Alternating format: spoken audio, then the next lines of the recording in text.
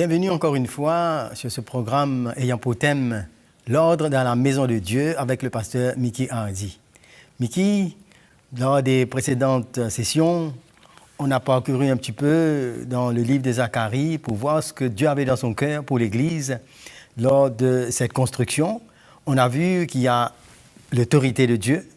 On a vu qu'il y a le ministère du Saint-Esprit sur lequel on a élaboré. On a vu comment c'est essentiel pour nous de dépendre sur le Saint-Esprit, le ministère du Saint-Esprit, car ce n'est ni par la force, ni par la puissance, mais par mon esprit, dit le Seigneur. Exact.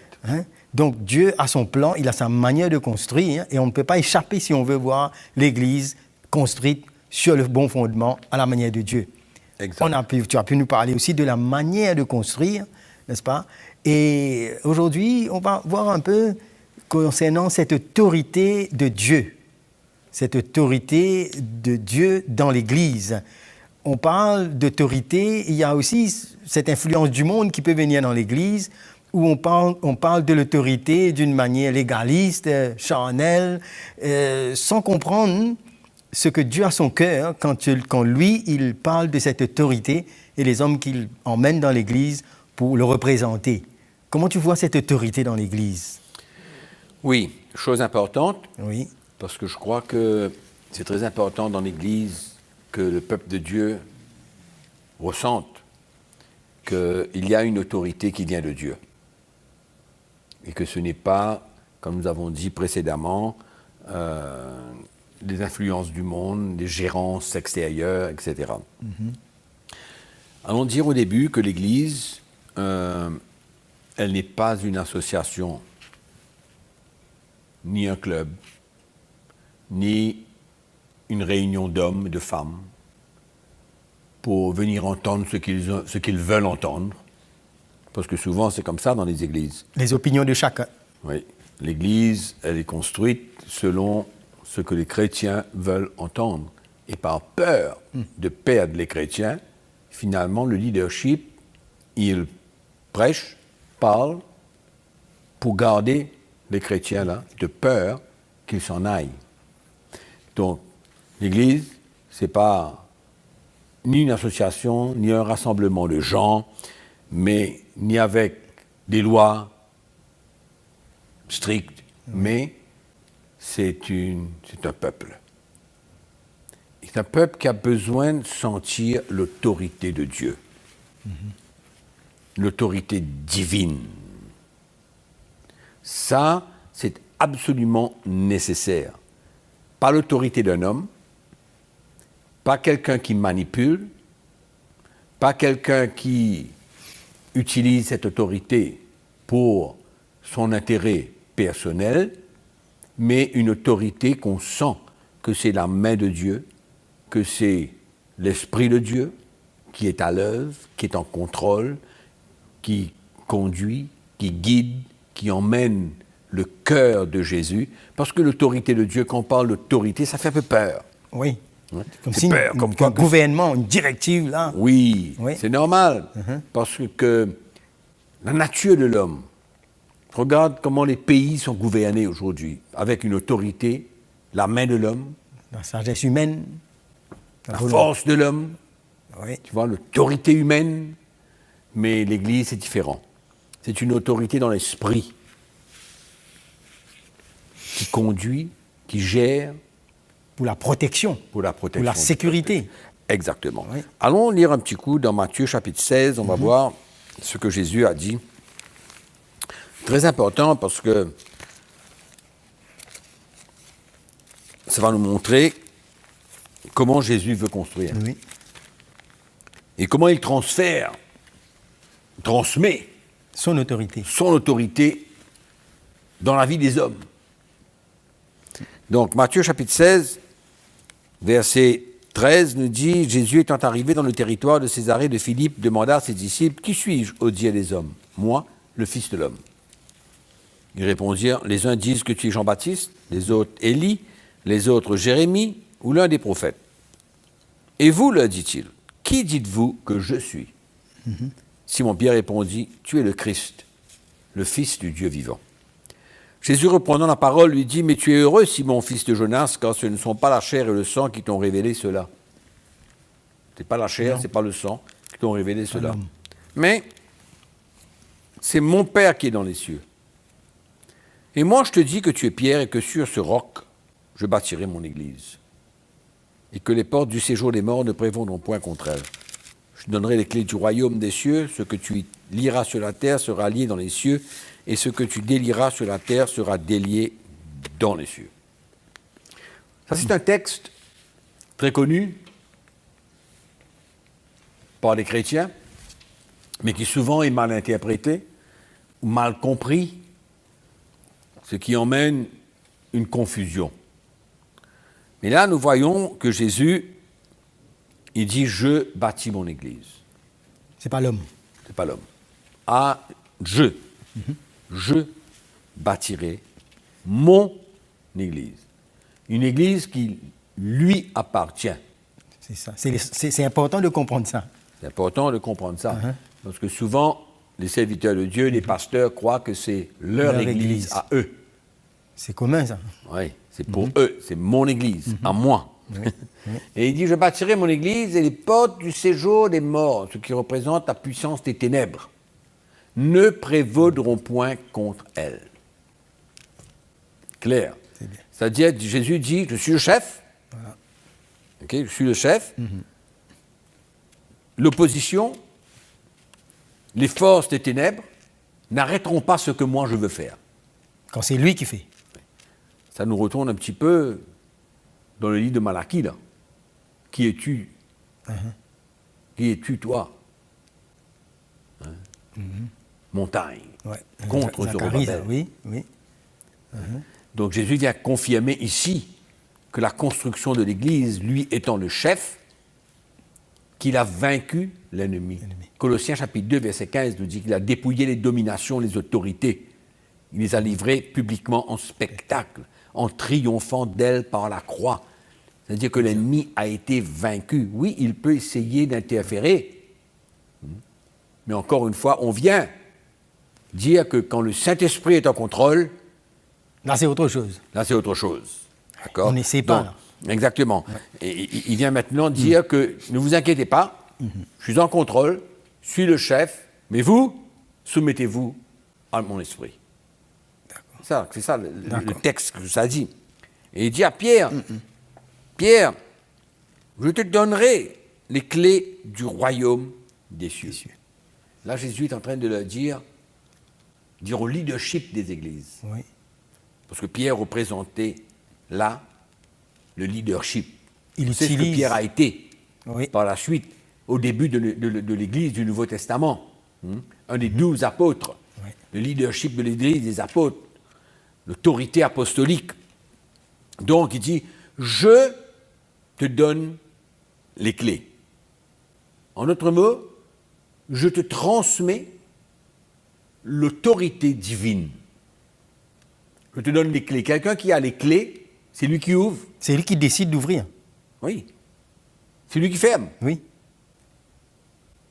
Il accepte n'importe quoi, n'importe qui d'entrer. Ça rentre. Et n'importe qui de fermer, de sortir. C'est lui qui a les clés. Il ouvre, il ferme. Oui. Il dit, je te donne les clés du royaume des cieux. Comment est-ce qu'on a interprété ça dans le passé? Comment est-ce que l'Église a interprété ça? Au lieu de comprendre et d'arrêter là, dans un moment là, et de dire, ok, c'est une autorité qui est transmise par Dieu dans la vie de ses serviteurs. Pour la construction. Pour la construction de l'Église. En d'autres mots, une représentation de Jésus sur la terre. D'accord. Et ce que tu liras sur la terre sera lié dans les cieux. Ce que tu permets? Oui. Ce que tu acceptes, ce que tu refuses, ce que tu pardonnes. D'accord. Je mettrai mon sceau là-dessus. Donc cette autorité-là, c'est pas pour faire n'importe quoi, ça. Jésus a dit, oui, ce que tu liras sur la terre. Pas ce que je lirai pour que toi, tu puisses en bénéficier. Non. Ce que tu liras sur la terre sera lié dans les cieux. Extraordinaire, Oui. ça. C'est vraiment extraordinaire de comprendre cela. Responsabilité. Mais souvent, l'Église a compris que là, c'était un engagement dans un combat, dans une bataille de l'esprit, une bataille spirituelle avec les démons, On a lié avec les les mauvais démons. esprits. Hein? Oui. C'est une grande bagarre, là. C'est ça, là. C'est comme si qu'il fallait tout lier, tout paralyser. Une mauvaise interprétation. Oui. Et comme quoi que, à ce moment-là, les esprits sont liés. Maintenant, tout est en ordre, tout est OK, on peut avancer. Et dans un mois, on lit encore, s'il y en a. Un mois. Même pas. C'est trop un mois. Le soir même, si on Mais a oui, deux réunions de prière, on fait un le matin, un le C'est soir. une compréhension Oui. erronée. Un le matin, un le soir. C'est-à-dire, entre le matin et le soir, je ne sais pas qui c'est qui a délié le démon, mais il est finalement délié parce qu'il faut le relier. Enfin, c'est une vie épouvantable. C'est une Quoi. erreur, oui. Mais, enfin, qu'importe. Au fait, là, ce que Jésus est en train de leur dire, pourquoi il dit ça à Pierre? Parce qu'il sait que ceux qu'il appelle pour le servir auront la responsabilité de construire avec lui selon son plan, selon sa volonté. C'est-à-dire que quand Dieu donne et transmet son autorité à quelqu'un, cette personne est censée chercher l'intérêt du royaume de Dieu. Des gens qui vivent pour le royaume de Dieu, qui cherchent l'intérêt de l'Église et du royaume de Dieu, et qui ne vont pas se servir de cette autorité-là pour prendre sa revanche sur quelqu'un qu'il n'aime pas, pour son propre intérêt, pour construire quelque chose pour lui. Non, C'est autre chose. c'est autre chose. Comme Jésus a dit à Pierre, m'aimes-tu? Oui. Paye mes brebis. Oui. Donc il y a un engagement, il y a un don de sa vie, il n'y a pas d'autre agenda, il n'y a pas d'autre motivation Exactement. que d'aimer le peuple de Donc, Dieu. des hommes qui aiment le peuple de Dieu, qui cherchent le royaume de Dieu en premier. Ça. D'accord? Et alors, ils pourront se servir de leur autorité, de cette autorité que Dieu a déposée dans leur vie, pour décider, pour pardonner, pour permettre, Pour mettre de l'ordre. mettre de l'ordre, permettre ou ne pas permettre. Ah oui? Tu vois? Donc voilà le but de tout cela. C'est cette construction de l'Église, cette autorité qui doit être présente pour remplacer Dieu. Dis-moi un coup, quand on regarde ce qui était passé à Ananias et Saphira, qu'est-ce qui a permis l'intervention de Dieu? Parce que ce n'est pas Pierre qui a tué Ananias et Saphira. C'est une intervention divine. Il n'a rien fait, lui. Il a seulement pas constaté. proclamé. Voilà. Tu vois? Et si Pierre n'avait rien fait, qu'est-ce qui serait passé? Rien ne serait passé. Rien ne serait passé. Extraordinaire, Ils hein? auraient resté dans leur mensonge et Oui. l'hypocrisie. Donc finalement, quand Pierre est intervenu et a eu la révélation dans son cœur comme quoi qu'ils avaient menti au Saint-Esprit, qu'est-ce qu'il a dit? Pourquoi avez-vous menti au Saint-Esprit? Pourquoi avez-vous menti au Saint-Esprit? Et à cause de cela, tu tomberas mort. Et Dieu a mis son sceau là-dessus. Ce n'était pas une décision personnelle de Pierre. Il n'avait pas fait une enquête pour savoir s'il avait menti Exact. et puis prier C'est pour pas cela. son opinion personnelle, Non. sa décision personnelle. C'était conduit par le Saint-Esprit. On revient encore là, Oui. au Saint-Esprit. Conduit par le Saint-Esprit. Ayant été révélé par l'Esprit de ce que Ananias et Saphira avaient fait. Parce que Dieu avait un but, pourquoi il le faisait? Et donc là, ce qui s'est passé, le résultat a été que le peuple de Dieu a été dans la crainte. Une crainte s'est emparée d'eux. Comme quoi que Dieu se sert d'une situation incompréhensible peut-être, pas selon la sagesse de l'homme, non.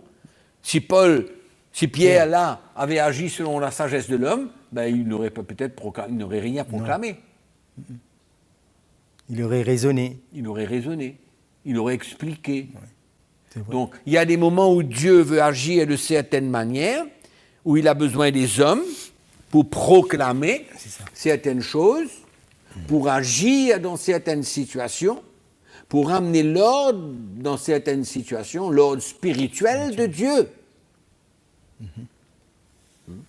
Et c'est pourquoi il y a des hommes qui ont besoin d'être ouverts, prêts, sensibles. Il y a les clés.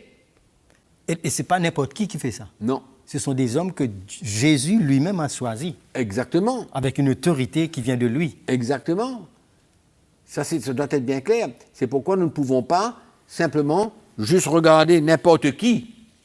N'importe qui. Regardez dans la parole de Dieu, voilà ce que Pierre a fait, ben lui aussi il fait. Ah mais non.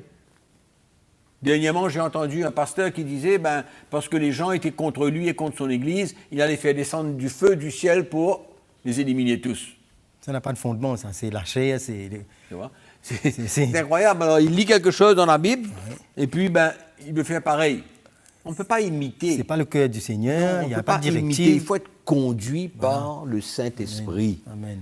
Et puis quand on est conduit par le Saint-Esprit, ayant les clés, l'autorité de Dieu, c'est à nous de déclarer, et Dieu mettra son sceau là-dessus et agira. Amen. Ça, c'est la représentation de Dieu sur la terre. On n'est que des instruments, ceux qui l'appellent. Que des instruments.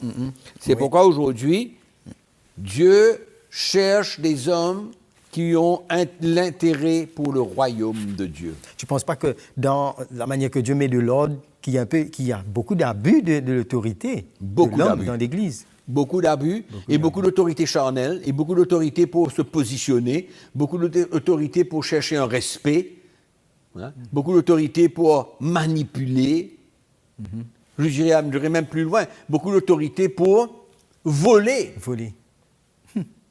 forcer les gens à faire certaines choses. Et les chrétiens qui n'ont pas cette lumière se soumettent et croient et se laissent faire. Voilà, ils se laissent faire. Parce que pour eux, on leur a dit de se soumettre à l'autorité. Mais de Exactement. quelle autorité? Exactement, exactement. Allons regarder un petit coup dans 1 Corinthiens chapitre 5. On va voir ce qui s'est passé avec l'apôtre Paul. Le verset 1 à 5.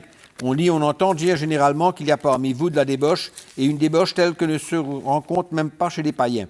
C'est au point que l'un de vous a la femme de son père, et vous êtes enflés d'orgueil, et vous n'avez pas été plutôt dans l'affliction, afin que celui qui a commis cet acte soit ôté du milieu de vous. Pour moi, absent de corps, mais présent d'esprit, j'ai déjà jugé. Comme si j'étais présent.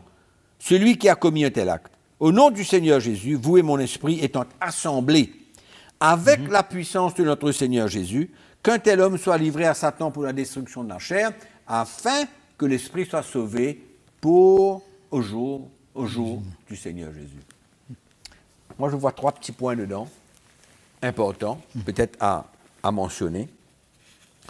Parce que, on a dit tout à l'heure, il faut avoir une motivation pure dans tout ce qu'on fait pour le royaume de Dieu, quand on transporte l'autorité de Dieu, Le cœur de Dieu. son cœur de Dieu. Là, on voit que le premier point, c'est que Paul voulait préserver la vérité dans l'Église et la sainteté dans l'Église. La première chose. Éliminer Oui. tout levain de la pâte. Un petit peu de levain fait lever toute la Toute la pâte. pâte. Donc tout ce qu'il a voulu, lui, se dire, OK, vous ne pouvez pas permettre au péché de demeurer dans l'Église sans rien faire. Vous êtes là, vous ne faites rien, vous êtes enflés d'orgueil, vous n'avez pas été dans l'affliction, ils n'ont rien fait. Ils ont permis le péché d'être là, de demeurer au milieu d'eux sans rien faire. Ça, c'est un compromis, un laisser-aller. Ouais. Donc c'est là où Paul intervient. Et Paul cherchait aussi dedans, il cherchait l'Église, le peuple de Dieu, pour être unis avec lui dans sa décision. Oui. Regarde le verset 4. Au nom du Seigneur Jésus, vous et mon esprit, vous, l'Église, Oui. vous et mon esprit étant assemblés. Donc, il cherche l'unité du peuple de Dieu dans cette décision. Tu vois? Ça, c'est très important. Regarde dans 2 Corinthiens, chapitre 7, verset 12. Il dit, « Si donc je vous ai écrit, ce n'était ni à cause de celui qui a fait l'injure, ni à cause de celui qui l'a reçu. C'était afin que votre empressement pour nous soit manifesté parmi vous devant Dieu. Paul cherchait toujours l'unité, la compréhension du peuple de Dieu pour faire ce que Dieu lui demande de faire. Même dans Matthieu chapitre 18, versets 15 à 20, qu'est-ce que Jésus dit? Si quelqu'un a péché, ton frère a péché, va, reprends-le. Ouais. Il y a un but derrière ça. S'il n'accepte pas, Ouais. qu'est-ce que tu Dis à fais? l'église, Tu prends vas notre prendre frère. quelqu'un d'autre. Oui. Et puis tu vas où? Tu dis à l'église, oui, Tu vois? C'est pourquoi il faut tout le temps chercher l'unité. unité. L'unité, mais avec derrière la motivation pour ramener Pour le construire. pécheur à se repentir. Une restauration. C'est un peu ça que Paul dit, mais l'autorité, selon l'autorité que Dieu m'a donnée pour vous construire Et non pas pour détruire. Exact. Donc on revient là, on dit, chapitre 5, le dernier verset qu'on a lu, qu'un tel homme soit livré à Satan pour la destruction de la chair, afin que l'esprit soit sauvé au jour du Du Seigneur Seigneur Jésus. Jésus. Soit Quel est sauvé. le but final? Pour qu'il soit sauvé. Pour qu'il soit sauvé, Pour le gagner. pour qu'il soit restauré, Oui. pour qu'il se repente. C'est ça l'autorité qui est Tu exercée. vois? Donc, c'est ça l'attitude, la motivation qu'il y a derrière tout cela. Le cœur de Jésus. C'est pas pour détruire quelqu'un. Non. C'est pas comme celui qui a voulu faire le feu descendre Ah, mais du non, ciel. là, Non. Il n'y a pas de but dedans. Il n'y a pas de pas rien. C'est la non. destruction. Donc, tout ça, on peut voir que cette unité de l'esprit était importante. Oui. C'est pourquoi aujourd'hui, dans l'Église, les chrétiens doivent construire des relations spirituelles et non pas émotionnelles. C'est pas émotionnel. Parce que ça peut arriver à un des proches de nous qu'on prenne une décision grave, sérieuse vis-à-vis de lui. Qui détruit Et la s'il n'y a pas de relation spirituelle et qu'il y a des relations émotionnelles, comment est-ce que je vais m'unir avec le leadership dans la décision qu'il prenne vis-à-vis de cette personne que je connais très bien, Voilà. qui est peut-être ma soeur, mon frère dans la chair, qui Oui. est peut-être mon ami intime, qui est peut-être quelqu'un de très près de moi. On va Donc interférer. il faut construire des relations spirituelles dans l'Église. D'accord. Parce qu'au moment où le leadership nous demande de prendre une décision, que ce soit vis-à-vis de notre mari, notre femme, notre frère, notre soeur, Oui. il faut être clair. Et je crois que, comme on revient sur Zacharie qui nous parle de grâce pour grâce, comme tu nous as parlé, comment la grâce et la vérité sont venues par Jésus. Et même dans cette discipline, dans cette correction, c'est par la grâce de Dieu, avec un cœur de grâce. Cette autorité vient avec cette grâce. Exactement. Oui. Et ça, c'est important. Oui. Et puis, voyons un petit coup maintenant à qui Dieu a donné cette autorité. Ce n'est pas au commun des mortels dans l'Église. On doit savoir identifier ça. On doit savoir identifier. Et le sont peuple de Dieu a ceux- besoin de ressentir cette autorité. Oui. Et nous voyons dans Éphésiens chapitre 4, verset 11, que Jésus a fait des dons, apôtres, prophètes, évangélistes, pasteurs et enseignants. Et dans Corinthiens, dans l'épître aux Corinthiens, nous pouvons voir chapitre 12, verset 27, la parole de Dieu nous dit « Vous êtes le corps de Christ et vous êtes ses membres, chacun pour sa part. Et Dieu a établi dans l'Église, premièrement des apôtres, deuxièmement des prophètes, troisièmement des enseignants ou docteurs, ensuite les autres. Donc on voit un ordre dans ces ministères. Oui. Il y a 5, apôtres, prophètes, évangélistes, pasteurs Pasteurs, et enseignants. enseignants. C'est eux qui représentent l'autorité de l'Église. Eux qui représentent l'autorité de l'Église, selon l'ordre. Il y a un ordre dans ces ministères Que Dieu a établi. que Dieu a établi, tu vois, un ordre d'autorité. Et quelqu'un ne peut pas se présenter avec un titre, avec une étude, avec quoi que ce soit. Voilà. On peut bien apprendre, on peut faire tout ce qu'on veut, mais on n'aura pas cette autorité. Impossible, Parce que ça, impossible. c'est quelque chose qui est donné. Exactement. Soit on l'a, soit on ne l'a pas. Exactement. C'est pourquoi les vrais ont besoin de se faire voir, se faire connaître. Comment? En alignement avec la parole de Dieu. Oui. Paul a posé le fondement. Il y avait un message apostolique dans son cœur. Oui. Hein. Et c'est ça qui était important pour l'Église, pour reconnaître cela. Et on voit l'influence de l'apôtre Paul dans les épîtres. On voit l'influence de l'apôtre Paul dans les églises. Donc on comprend qu'il y a une autorité, il y a une présence dans l'esprit. Et c'est ça qui est important. Et on voit que Pierre a agi Oui. avec Ananias et Saphira. On voit que l'apôtre Paul a agi vis-à-vis de cette personne. Et dans Timothée, il dit qu'il a livré aussi d'autres personnes à Satan. Oui. pour préserver l'Église, c'était pas pour... Exactement, Oui. c'était pas pour rigoler, Non, c'était pas pour jouir. garder la sainteté dans l'Église.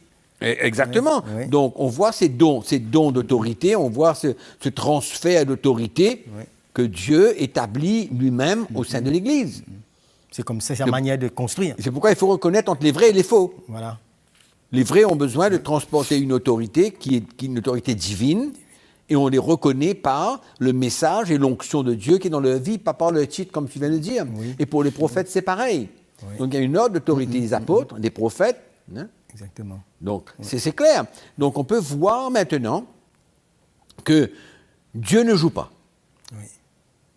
Il n'est pas là pour jouer avec l'Église. Il a un plan bien précis. Il a un plan bien précis. Fondement. Exactement. Établi. Et son autorité Oui. doit être ressentie pour que le peuple de Dieu soit protégé. Et le peuple de Dieu a besoin de ressentir que ces ministères sont des dons de Dieu. Oui. Ce n'est pas quelqu'un qui vient et dit « moi je suis pasteur, moi je suis ceci, moi je suis cela ». Non.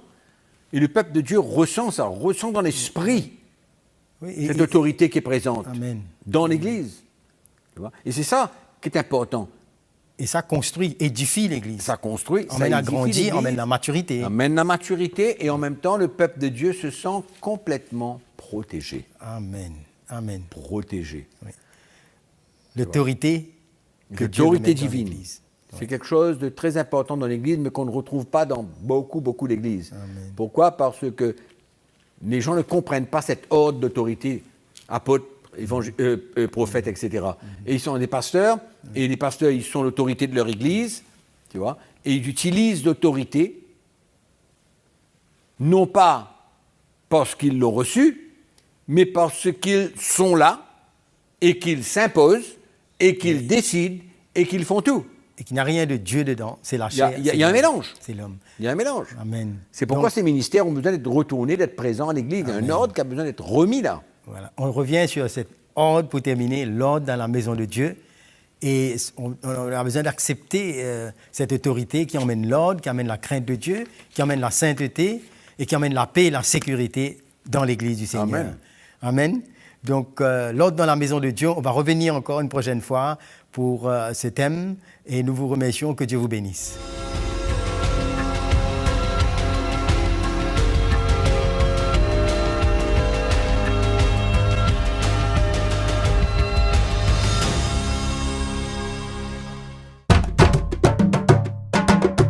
Pour plus d'informations, visitez le www.ctmi.org.